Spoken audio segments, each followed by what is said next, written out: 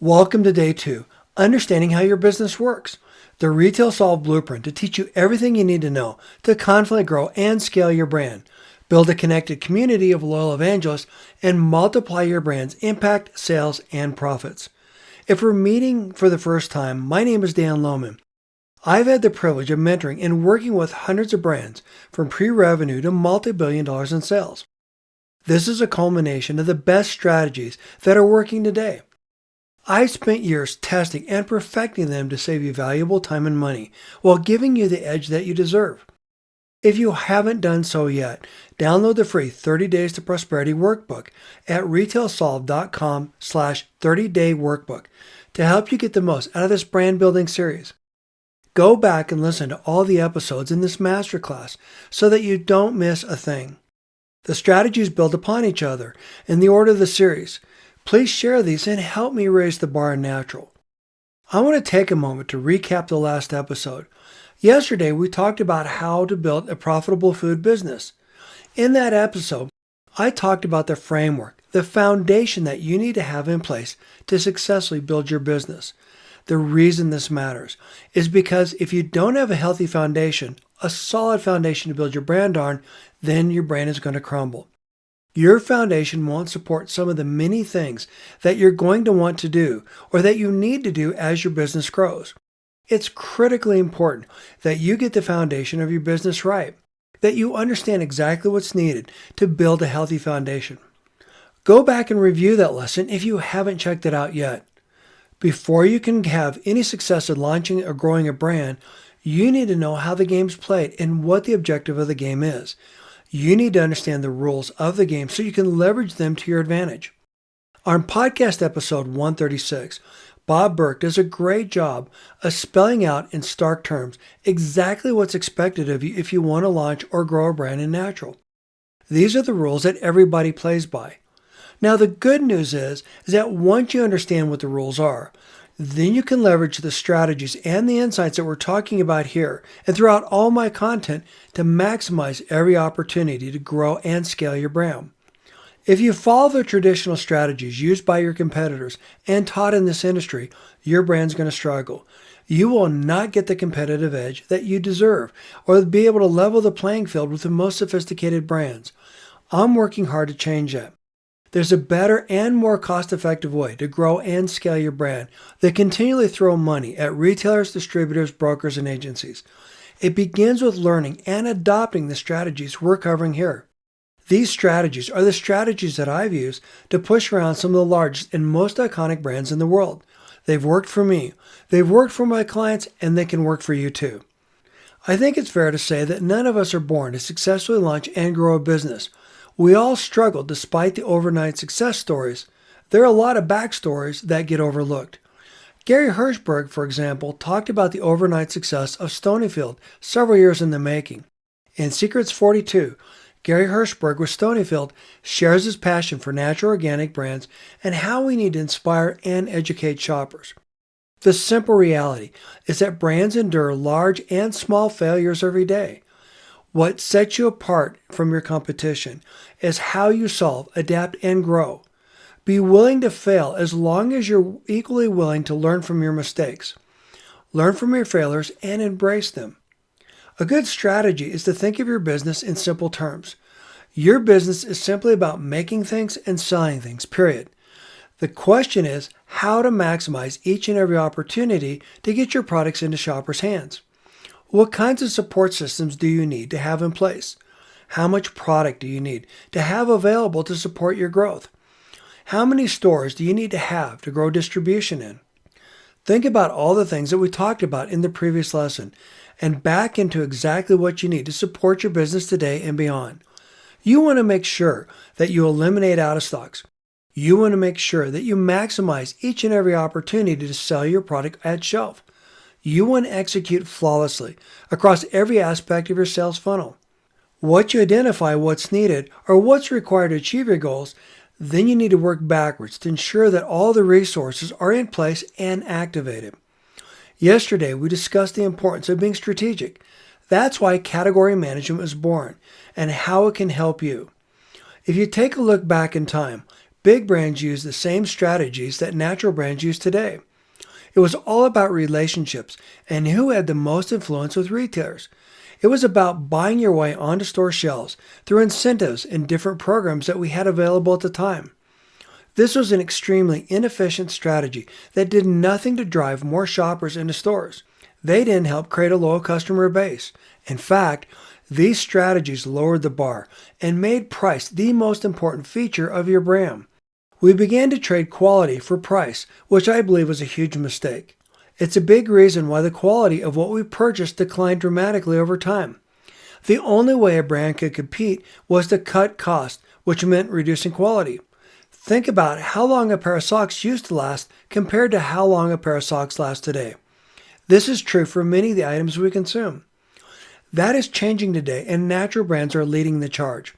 Shoppers want quality products that they can trust. The core natural shopper will not settle.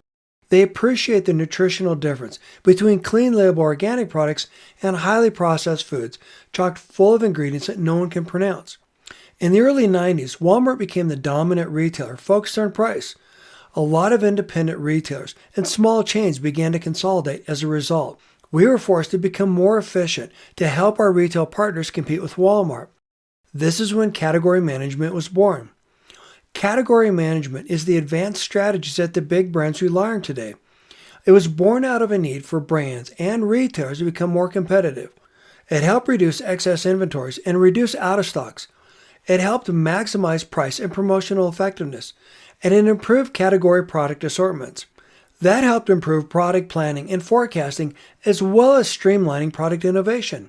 Since then, category management has grown and flourished as big brands continually rely on the advanced strategies that it offers. I'll be teaching some of those advanced strategies throughout the 30 Days to Prosperity series. They're also a big focus on my podcast, webinars, videos, and articles. Sadly, these skills are undervalued in natural, with brands being told that you only need canned top-line reports to succeed. This is what I call push-button category management. That is a good start, but the harsh reality is that the same cookie-cutter reports and strategies that your competitors use will not differentiate your brand on a store shelf. You need to go deeper and provide retailers with actionable insights that they don't have access to on their own or from your competitors. We'll go deeper into this throughout the series. Have you ever watched the show Undercover Boss? I love that show because it illustrates exactly what I want to talk about right now. It always amazes me how disconnected the senior leadership is and how little they know about their companies and the roles that their employees play. It highlights the value and the importance of walking in the shoes of your team. Make a point to learn every job. That was the mantra at Price Club when I was the grocery manager. Price Club is now Costco. We were encouraged to continually find better and more effective ways to do our job. You need to adopt that mindset. I believe that an effective manager needs to be able to do all the jobs below them, or at least understand the different roles, their purpose, and why they matter. I rarely find that when I work with companies of all sizes. This leads to a lack of coordination and poor communication throughout the company. Something as simple and as basic as this can derail and stifle your company's growth or your ability to compete. Let me give you an example of what I mean. A few years ago, I had a privilege to do a project for a big company that I had always admired. I quickly learned how siloed they were and how key departments were not working together collaboratively or together or toward a common goal. They brought me in to help them launch a healthy snack. I put together a clear path to market, including a merchandising recommendations complete with a robust category review. The marketing department had an entirely different strategy. Sadly, the product failed because there was no clear execution strategy for the sales team. In addition, promotions did not align with the new product's introductions at retail. Product merchandising was inconsistent and shoppers were confused. This is the Achilles heel for big brands. That experience reinforced the importance for you to adopt the advanced strategies that I highlight in this series. This was a big reason I launched the podcast. It's important to keep your teams connected as they were when you were small. You want to make sure that you bring everyone to the table and that you have robust conversations about what's going on. You want to cross-train your employees and at the very least have people shadow coworkers in other departments. Do this on a regular basis so that they appreciate the impact and the importance of the roles in your company. Remember that your success is tied to your coworkers' success. When everyone on your team is aligned with each other, you accomplish more and you're more effective. Doing this is going to give you a sustainable and significant competitive advantage, because I guarantee that a lot of the brands don't do this. I'll give you another example why this matters. You heard a lot about brands using focus groups. The challenge with most focus groups is that they typically attract people that may not use your product or understand its unique attributes or its benefits. Years ago, while working for Unilever, the company launched a new stain treater. The product was amazing, and we were well poised to disrupt the stale category. In fact, at the time, we were the #1 laundry detergent brand out there, #1 laundry detergent company. Consumers loved it. The marketing department made a huge splash, and we all worked hard to get the product on every store shelf. Well, the marketing department did not bother to ask the sales team or the category management team about how retailers merchandise a category. The refill was to be the backbone of their sales strategy, but it did not fit on store shelves. We could either spend a ton of money resetting and re-merchandising every section in every store nationally, or change the size of the bottle. Both options were hugely expensive, so they decided to kill the brand. Your customers are unique. They appreciate and understand the benefits and the quality of your products. Traditional strategies and typical focus groups overlook how they buy your products and what they purchase when your brand is in the shopping cart. You and everyone who sells and supports your brand needs to be laser focused on that consumer. So back to the story.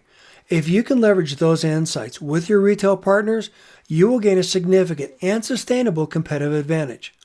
For additional inspiration, listen to podcast episode Secrets 136 with Bob Burke with Natural Products Consulting, The Retail Game, What You Need to Know.